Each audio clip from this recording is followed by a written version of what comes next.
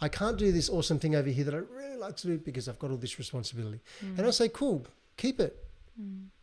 Keep the responsibility. Keep everything exactly the same way that you've got it.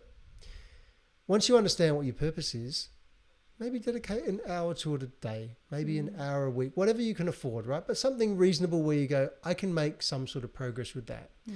Think about playing the long game in this, all right? Think about a 3 or 5 year plan maybe where, okay, and look at it from the future. If I was to dedicate 1 hour a day doing this, 1 hour is not a lot. You could do that on a train ride into your job or whatever it might be.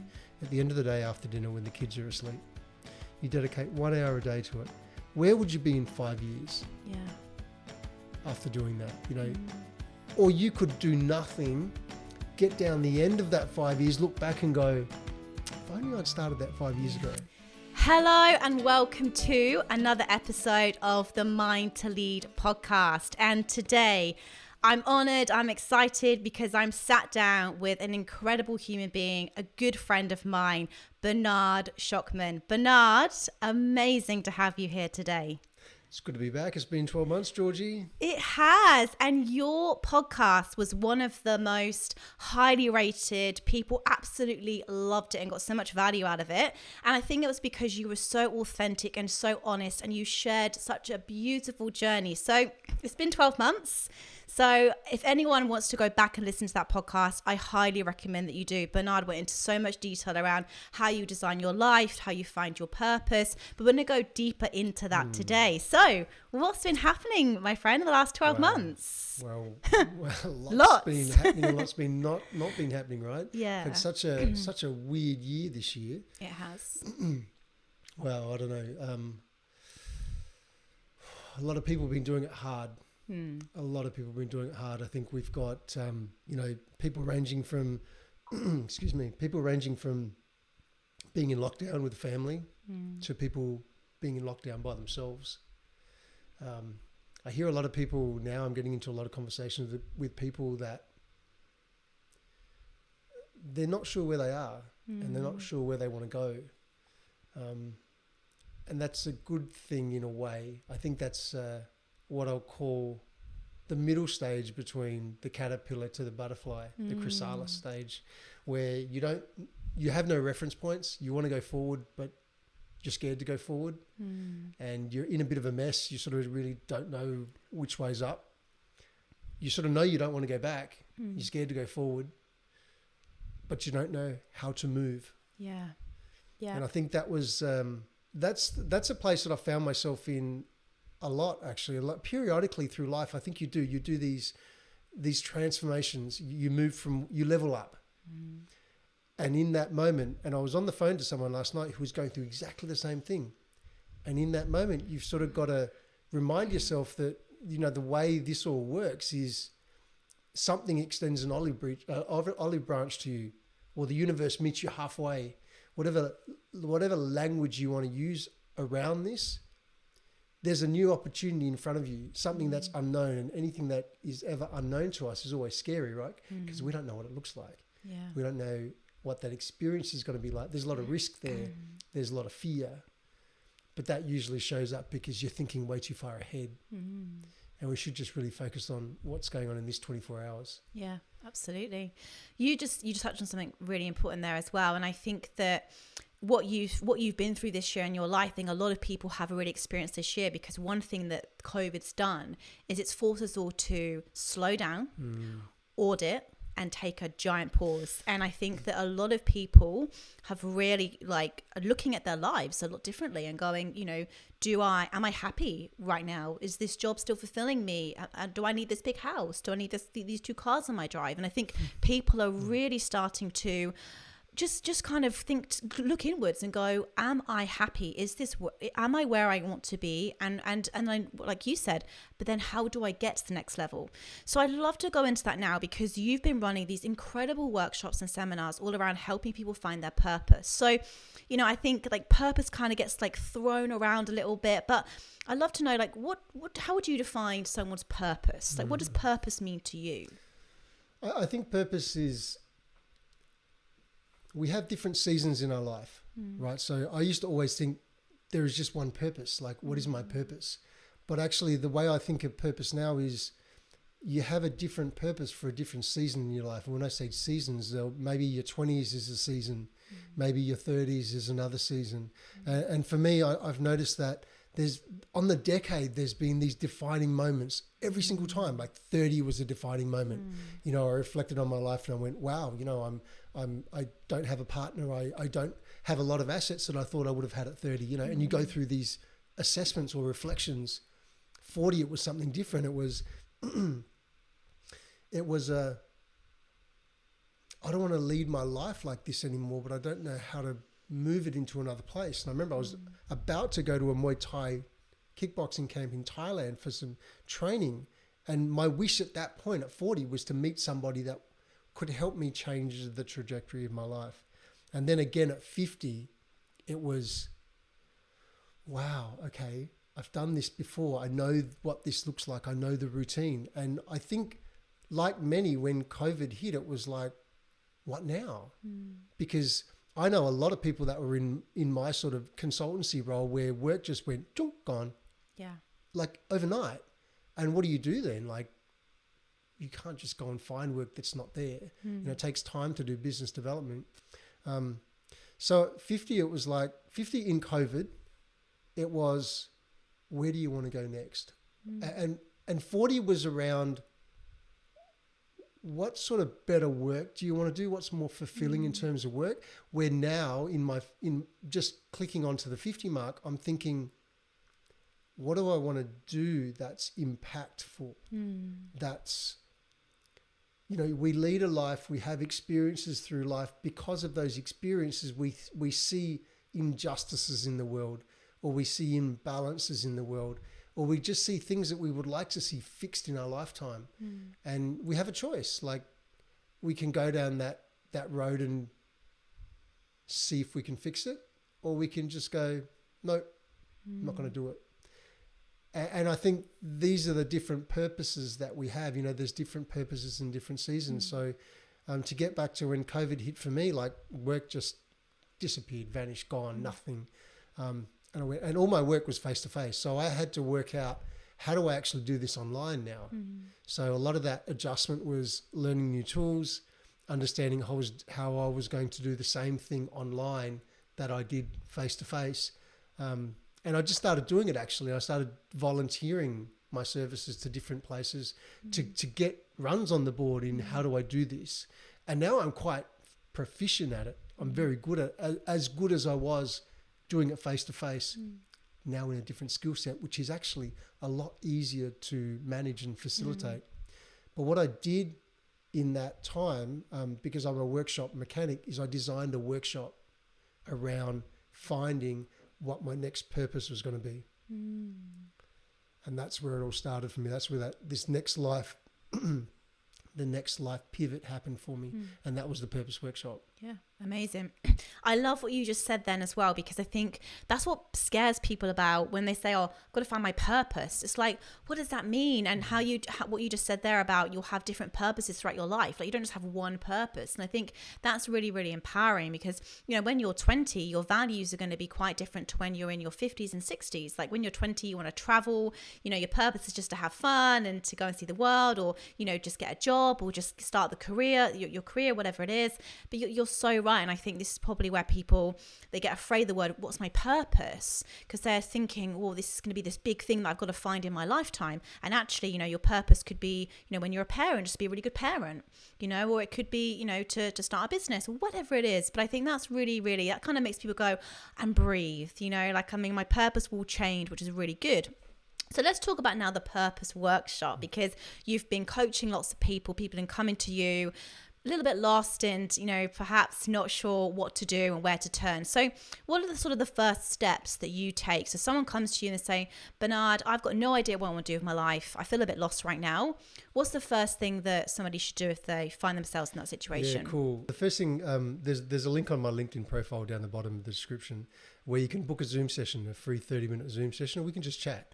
Because I think the first thing I want to do is I want to get to know you. I want to understand what's your story. Where are you now? And these are the same questions I guess I ask a corporate when I'm designing a workshop for them. You know, where are you now? Where do you want to be? What's going on in your life? And from that I can get a pretty good, I guess, a picture of what's going on, and I can understand whether the purpose workshop is going to be for them or not. And the way that it's been designed, and we've used this with participants so far that are redesigning a brand new job for themselves, are redesigning a new foundation, a new app, or even someone at the moment is using it to design a new fashion show event. Wow. So it's very versatile, and I created it in such a way so that you could use each of the individual pieces, and there's 8 in the workshop, but you can use them in different ways because you can come at them from different perspectives. And this is with any workshop, you can do this. It depends on how you're approaching each piece. So when I get to understand, what your particular scenario is, I go, oh, okay, you want to redesign a job, or you want to design an app, or you've got something that you want to do here. So straight away, I can understand how you're going to journey through that workshop. So that's always the first thing. The next thing is about telling you what it's about. And we'll go into that in this session, but literally showing you the screens that we'll be using. We use this tool called Miro, and all of the design actually happens in Canva. And both those two tools are absolute powerhouse of tools in the cloud sort of area, and absolutely love them. But the purpose workshop itself, it has got 8 tiles in it, and the first 4 is you self-reflecting. You're looking at yourself through several different lenses. And that's how it starts. So to answer the question, it's literally a conversation first. So a conversation where they'll sort of say, this is where I'm at. And I guess for some people that might be quite hard to sort of admit that maybe they're not happy and they're not fulfilled. And I think that's normal, Georgie. I think we're only at that stage now, any stage, because something's not quite right. Yeah, I'm not fulfilled somehow. And quite often people don't know how. I don't understand why I'm not fulfilled. Like I've got great job, it pays me really well, I've got a great house, I've got an investment property, I've got, my kids are at school, I've got everything I want, but something's missing. I don't know what it is. That's a great place to be at. Yeah, and is there any like patterns that you see from like now coaching people? Like, is there something that you've identified? You go, there's this common thread with people, like, because like you just said there, right? People go, what's lacking in my life? Like you just said, I've got a good job, I've got a happy family, I've got this lovely home that I live in, but something doesn't feel quite right. Yeah. And where does that come from? Like why aren't people waking up? And is it because we're not focusing on what we have? Are we too busy comparing ourselves to other people who are living what we see as better lives? Like why are we living in a society now that is constantly looking for more external things to fulfill them? I think that's probably part of the problem, but I'd love to get your thoughts on it and what you've been seeing, what you've been hearing. We touched on this before the podcast when you mentioned this book, but it's not understanding ourselves properly. I think that's what it comes down to. And if I reflect on my own case, it was growing up really not knowing what I wanted to do. Actually, no, I did know what I wanted to do, but I wasn't academically smart to do that particular vocation. So not really understanding who you are, what makes you tick, what you really want to do, like what you really want to do, money aside, like really what lights you up. I think we either follow lines in life, follow pathways in life that maybe we do it because we've been told this is a great vocation, or this will keep you secure in life, and this is where the financial aspect of things are, whatever it might be. But I think most of us don't really know, and we sort of follow things in that fashion. And then one day we sort of wake up and we go, hey, I've got everything I ever wanted, but I'm still not happy. And this is common. This is really common. That you wake up at some point in the life experience and you'll go, I don't understand it. This is confusing. I've got everything I ever wanted. Got a great partner, got great kids, got a great house, got a great job. Something's missing. And it's because we've been so busy achieving, and we haven't stopped to go, who's Bernard? Who's Georgie? Who is she really? Like, what gets you excited? What engages you in conversation? What makes you really crazy? What makes you angry? Like, and this is what we do in the first 4 parts of the workshop. We look at you through 4 different lenses. And the first lens is the hero you. What does the hero you look like? And in the second lens, it's looking at your world. How do you see the world? Because you see the world differently than I do, Georgie. And everyone sees it in their own particular way because of the experiences we've had in life and because of the upbringing we've had, our parents or whoever it was that took care of us, right? So how do you see the world? How do you see the world? And it's an important thing to, when we've gone through these exercises in the workshop, people have just gone, I've never thought about this before. Yeah. I've never stopped to sort of think, what do I see? How do I respond? What triggers me? What do I keep hearing around the place? What am I seeing on the news or in the environment that I'm in? How do I feel about that? What emotions are coming up for me? All these sort of things, we dive into in the workshop, because the first thing is understand yourself first. Understand what's driving you. Understand what's making you cross. Understand, what are some of your superpowers? Like understand all these little bits about you first and see it out there. And that's another thing people say. They say, I sort of knew all this, but I've never seen it all in one place. And this is empowering. This is what people find empowering. Yeah, absolutely. So the first step to find your purpose is understand who you are at your core, what your values are, what lights you up, what you're good at, what your super human powers, and what lens you see the world out of. I think that's really, really crucial. And that lens, I guess, can change, right? Because I meet tons of people, and some people have this really optimistic, positive outlook on life, and they're very self-confident because they just don't sort of feel like they have any limitations, and that's probably because they've spent a lot of time reflecting and obviously putting themselves out of their comfort zone. Then you have other people who see the lens of like, oh, that I couldn't do that, or that's not for me, or no, that I'm not smart enough, or I couldn't possibly do that. Do you find that in terms of like when it comes to people who have found their purpose versus people who haven't found their purpose, do you find like people have more of a negative lens in terms of like when you work with them? So are they people who don't have a very optimistic outlook, or is it a real mix of people who are optimistic but then maybe there's some people who are negative? Like what's the trends that you're seeing of why people are coming to you?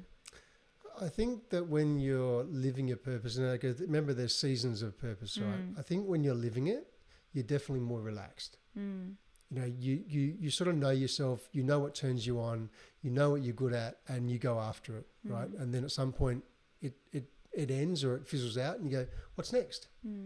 I think the other thing too is when you understand yourself better, you know the toys you want to have around you as well. You know where you want to live. Like you know the sort of company you want to keep. Like everything becomes simpler because you know yourself better. I think when you don't know yourself, and I think I'm answering this. I'm answering this question in a way of self-knowledge. Right? When you don't know yourself better, expensive things and flashy toys and new technology and we'll just call it bling. That seems to be exciting, and it is exciting, right? Everyone likes bling. I have no problem with that. But the substance is missing from bling. Yeah. It's great to have, like, you have the latest phone, you go, oh, I got it. And then like, what's next? Like it is such a brief moment that you are going, whoa, I'm on this high. This is awesome. I've got this great car or this new house or whatever. You go, whoa, I'm there. And then you go, oh, okay. That's such a short moment. I've got it. Where when you understand yourself better and you know the toys you want to have around you and you know the place you want to live in, like, I don't know, it's just more relaxing. And I find that people that know their purpose, or even during the workshop when they find it, you see it. You see this life-defining moment where someone this whole change in somebody. It's a physiological change. It's an energetic change, and it's awesome. I love it. That's that shift is what I live for. I love seeing that. And the reason I asked you that question as well is because before I found my purpose, the lens I looked down at my life at the time was, I couldn't possibly do that because I don't have that expertise over there. Or, and I had all these excuses of why I couldn't go after my dreams. And then I took a lot of time really getting to know Georgie and what my strengths were and what made me excited, what lit me up. And I came to realize that it was communicating with people, it was sharing knowledge, it was learning, it was growing, it was just, I guess, feeling like my life was more about me. Not just about me, it was about other people, it was helping others. And that's when I really started to light up and things started to just to happen, opportunities came up, and I felt like I was living my life in alignment. So let's then talk about, let's say people know who they are, they have they're looking at the lens for an optimistic viewpoint, and they've got the self-esteem and the self-confidence to go after their purpose. What's the next step, right? Because you can have all this self-awareness, but then the next step is obviously taking action towards going for the purpose. So what's next? Yeah, in that's that really good. So there's a lot more steps in the workshop. And we can talk about that later. But post the workshop, and what we're starting to do now is we're having these purpose virtual drinks where they're literally just Zoom calls. We're all hopping on the call and just catching up and identifying where we are, and who's having challenges and who's progressing and things like this. But I think the community around things is really important because we all have the same challenges. We all suffer from imposter syndrome. We all suffer from not being good enough. We all suffer from doubting our own abilities. And the beautiful thing about being in a community of like-minded people is that you get to see that other people feel like that too. It's not just me. Like, you feel insecure, I feel insecure, I feel like a bit of a dummy when I can't do something. That's just cool, right? So that having the community of that sort of support where everyone has found their purpose, and it's such a beautiful energy. It's silly, but just to sort of be there for each other. And I've got at the moment I'm running 2 communities. I've got a community which is around purpose, that's growing at the moment. But they're the people that have been through the course. Let's just catch up every couple of weeks. Let's have a virtual drink. Let's see what you need. Let's see where you're at. Let's share with each other. And so that's working really well. And I think to answer your question, that's what's needed, that community around like-minded people for support. But the second community I'm running, I've been running for a while now, just for guys. And it was when COVID hit where I just thought to myself, I'm not seeing any of my friends. And so I started something similar back then. And we've been sort of hopping on a Zoom call every week, every fortnight, whatever the occasion calls for. And we just chat. So I think, community is really big, and especially around now because, we don't know whether we're going to get another wave of this stuff. And, who knows what's going to happen. That's it. Exactly. And I think who you surround yourself with is also who you become. And if you're surrounding yourself with obviously positive people or even just a safe space, right? Because, life happens and we don't always wake up feeling positive every single day, right? I mean, I do a lot of the time, but I also have my moments. So I'm only a human being.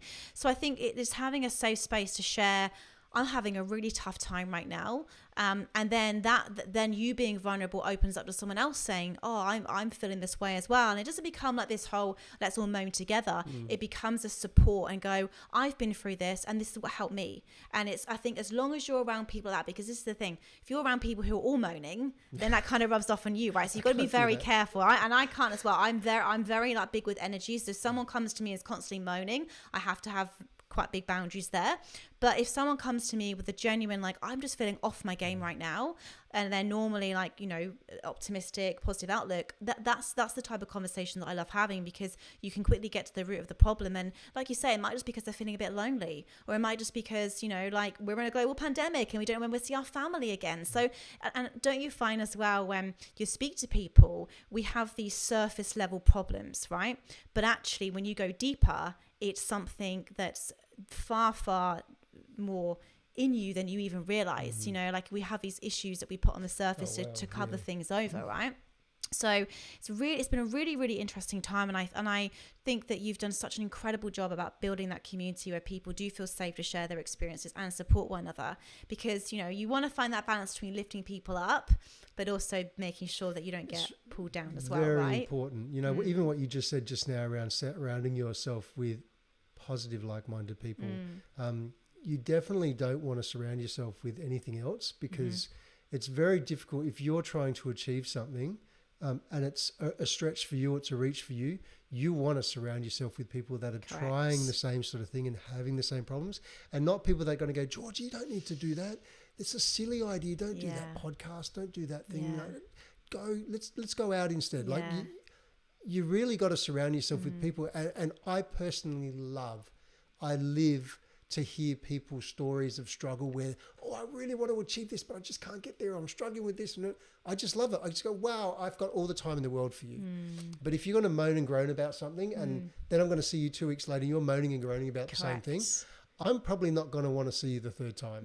Because I'm a big believer in, buckle down and try your best. And if you have trouble, put your hand up. Definitely put your hand up and ask for help. But you got to put in. You got to put in. And in order to put in, you need to be surrounding yourself with the right people, because you need that support. We all do.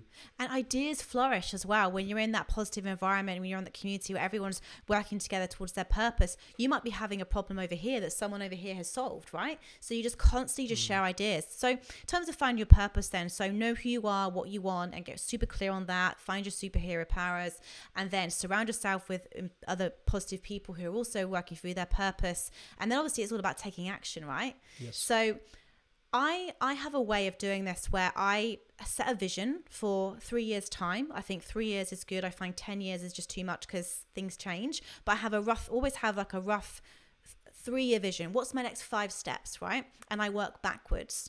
But I would love to know what sort of action you advise people to take. So if once they know their purpose, they're in the right community, how do you then coach them to make sure that they are taking action every day and breaking that down? Good question, because there's so much going on every day.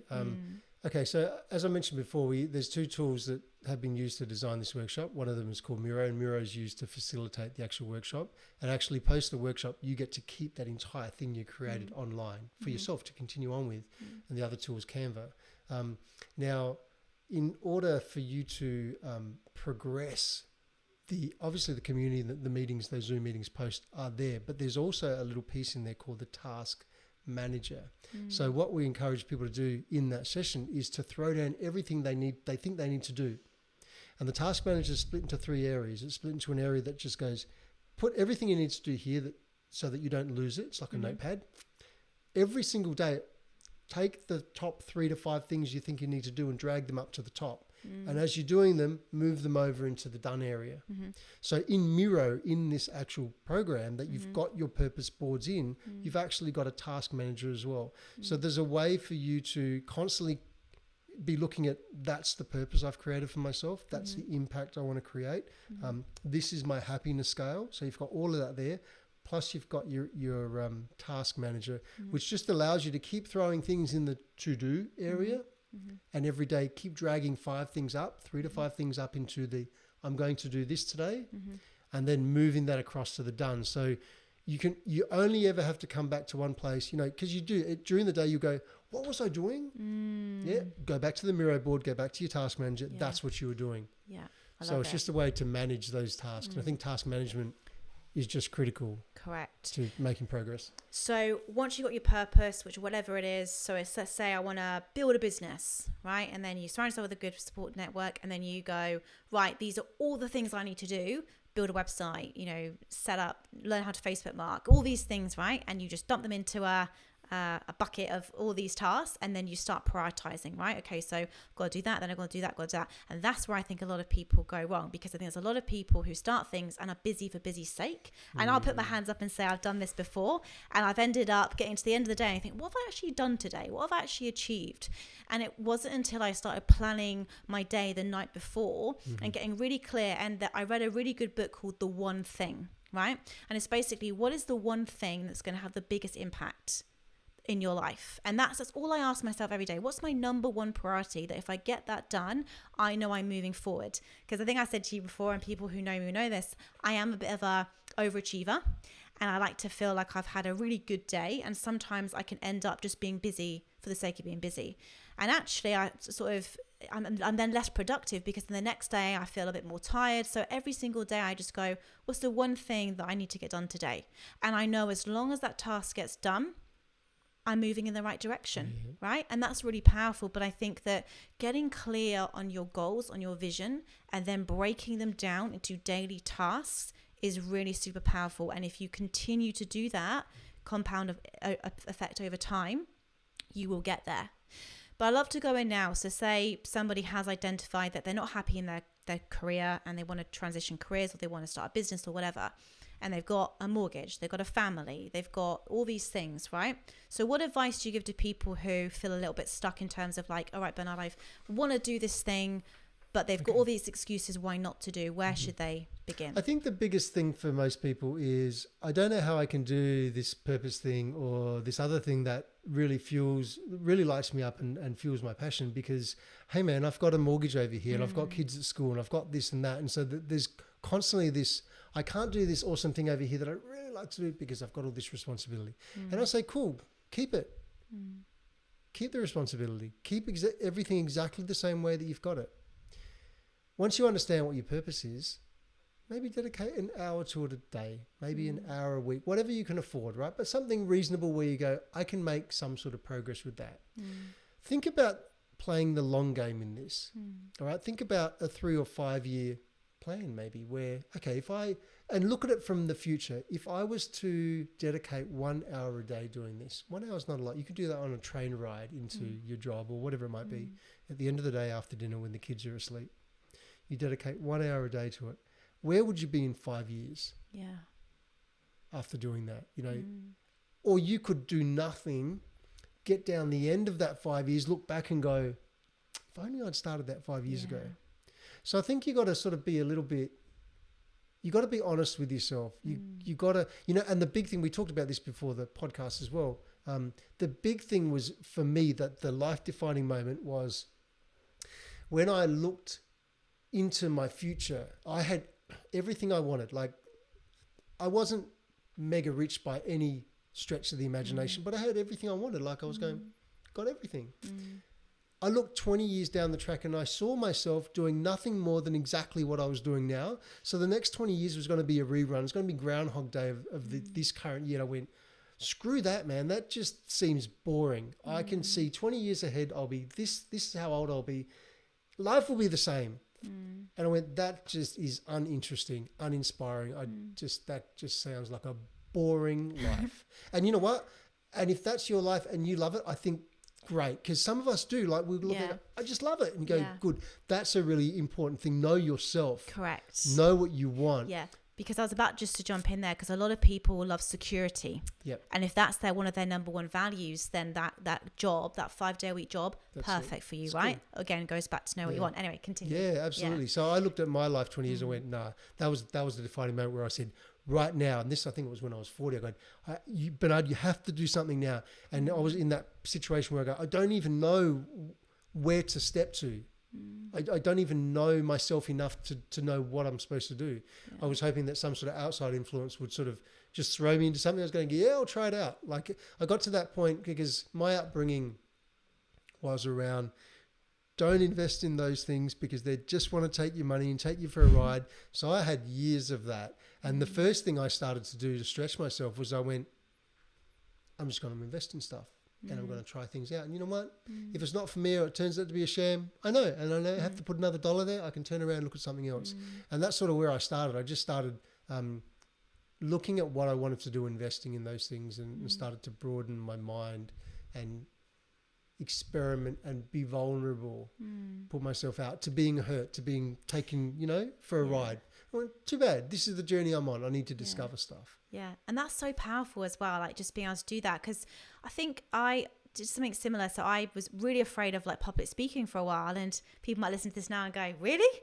You love for chat, but for the idea of doing this literally a year ago, no, maybe 2 years ago, would have given me the absolute fear, right? I hated getting in front of the camera. And I thought, well, if I want to share my message, if I want to help people, I need to overcome that fear.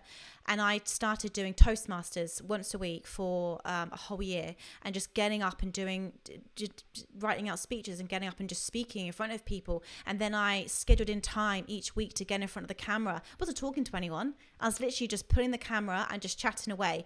And my husband's probably like listening and smiling to this as well, because he's like, yeah, she did do that for a whole year consistently. Just put the camera up and just chatted away. And this is why I say to people, if you've identified something that you want to do, but you have a skill gap, well, like you did, put yourself out of your comfort zone, do some online courses. There are so many things out there that you can do. If you really want to do something bad enough, you can skill up. You just have to prioritize. I hate it. Every single hour I went to Toastmasters, I had a full-on like almost panic attack standing up and doing these talks. But the more I did it, the more comfortable I got, and I started to enjoy it in the end. And I just think that there's not enough people out there like who are prepared to make themselves look foolish. And my first speech, I was literally just reading my script like word for word from the paper that I've written out. But I just say to people, you just got to begin. You've just got to begin. Don't be afraid to make mistakes. You know, a year ago, I started a podcast. I'd never podcasted before, you know, and I just thought, screw it. I'll either love it or I hate it. And I ended up loving it. And I just think the more experiences you can have, the more you realize, I love that, I don't love that, and you start to learn, right? But I think we get so caught up in this hamster wheel of life. We get busy, we have some kids, we move houses, we get bigger mortgages, and then we get stuck. And then we sit there and go, is this all there is? Yeah, and those stuck people are not happy people. Correct. Yeah, you can see when they're on the train or when you're walking past them, they're not happy. There's no smile. I know. There's a lot of vacancy there. There's you can see it. You can see it. You touched on two things that I really love just now. You touched on learning, and you touched on that 1 hour thing that we just talked about. 1 hour for 5 years you dedicated to Toastmasters. To like, there's this big thing, and it's really bad. I see it in the recruitment industry all the time where they go, "You do this role, therefore you can't do that role." And I think, no, hang on a sec. You can just learn that role. Right, it's just learning. And the beautiful thing about understanding what your purpose is, if you just get pointed in the right direction, you love that already anyway. So the learning doesn't become like a chore, like your normal when you'd get sent to a course. It's like you want to do this thing because you're inspired, you're driven to do it. So one thing I really want people to take away from this podcast is you can be whatever you want and you can learn whatever you need to learn. You just got to know where your purpose is, what you love. Yeah. Absolutely. I live that. I'm behind that 100%. And I will second that, because I think that the first step I took was like you said in there, understanding myself more, understanding what lit me up, what my strengths were and what my weaknesses were. I think, like you said, I understood that, okay, I have a passion for this, for communicating, for speaking, I want to do a podcast, but I need to overcome this fear of public speaking. I need to overcome this fear of speaking from the camera. It's the first step I took. And that's self-awareness, right? And I think that, if I always say it, self-awareness is the key to self-mastery. If you understand who you are, everything else starts to flow. So I asked you this question 12 months ago, and I'm keen to know what your answer is now. So what does success look like to you today? Okay. I think you gave a beautiful answer, Georgie. 12 months ago, but I'm curious to see if it's the same or if it's changed. Okay. I think I recall the answer I gave 12 months ago, and I think it's along the same lines. I will add something to that. So I think my answer 12 months ago was something like, I'm living it. I'm here. Like this, for me, living in this part of the world in Australia is heaven. Being able to earn money in the way that I do is heaven. Living your purpose is heaven. What I'll add on top of that, because this is pretty much what I probably said 12 months ago without looking at the video. What we all need is money. It's essential. I think no matter whether you are a psychic medium or whether you are an engineer or whether you are an astronaut or whatever the heck you are, right? We all need money. The cool thing about if you're going on this purpose path is you have good intentions for yourself first, which you must. And we talked about this in the last podcast. Look after yourself first. And if you've got that, then you've got good intentions for everybody else. So if more money can come your way, you're able to do more and better things with it. I would like to see a world where, actually I do, I want to see two things in my lifetime.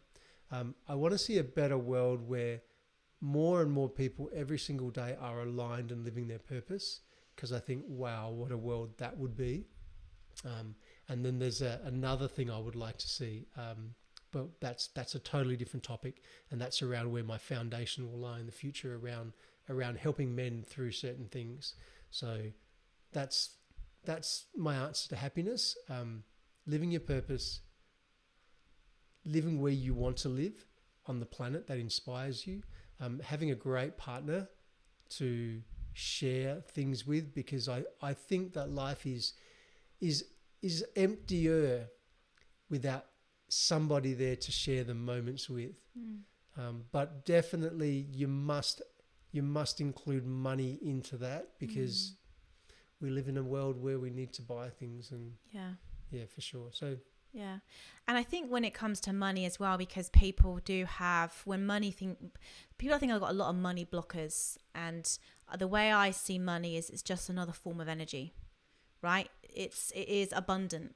Money, I think if you say to yourself, some people say, we've grown up with the thing, money doesn't grow on trees. And I think that's kind of what we're taught in school. Like, you've got to save. And I think if people have this view of money is energy, and I will always be able to attract the money that I need, and ensuring that they don't block it, right? But when they do earn the money, they then don't sort of do bad with the money as well. I think, if more good people had more money and they had better, I guess, views around money, because I think a lot of people who say, I want to live my purpose, I want to live my passion, are afraid to charge money for their skills, right? Oh yeah, I think that's very common. Yeah, and all I would say to those people is, if you, part of your purpose is to also make sure that you get this message out, that you impact more people. And we do live in a world where, currency and money enables you to do that. So I think that when people talk about having their passion, it doesn't necessarily mean that you have to take a pay cut. Absolutely not. If you can align your passion, your purpose with earning good money, that's when the magic truly happens, because then you have the vehicle and you're unstoppable. You can just go for it. So all I would say to maybe Tarvis podcast is to say, going after your purpose and passion doesn't mean that you don't live in abundance, doesn't mean that you don't live the lifestyle you're having now. Completely the opposite. I believe if you are living in line with your purpose and passion, money will come. You've just got to really start to unblock those money blockers that you might have. And I'd love to do a podcast on that, because I think that's what we do. We go, life can't possibly be this good. I can't live my passion and my purpose and earn the money that I want to earn.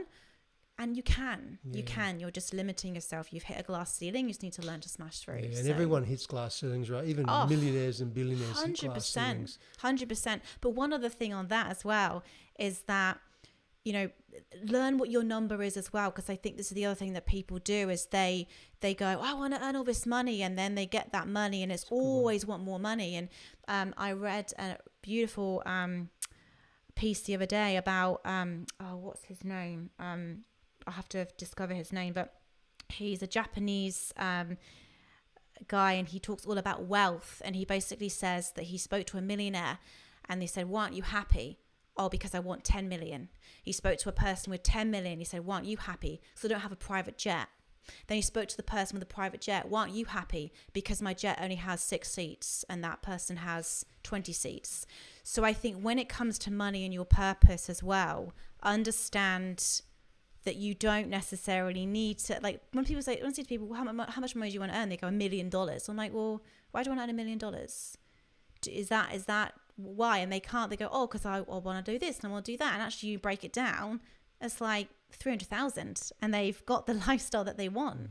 So I think when it comes to your purpose and passion and money, work out what lifestyle you want as well. What kind of lifestyle and things do you want? And don't just focus on the money as well. So that's such an awesome place to end. And that is actually where the Purpose Workshop ends too. You're finding your happiness in 4 quadrants of your life. And one of those quadrants is money. How do you want money to come in?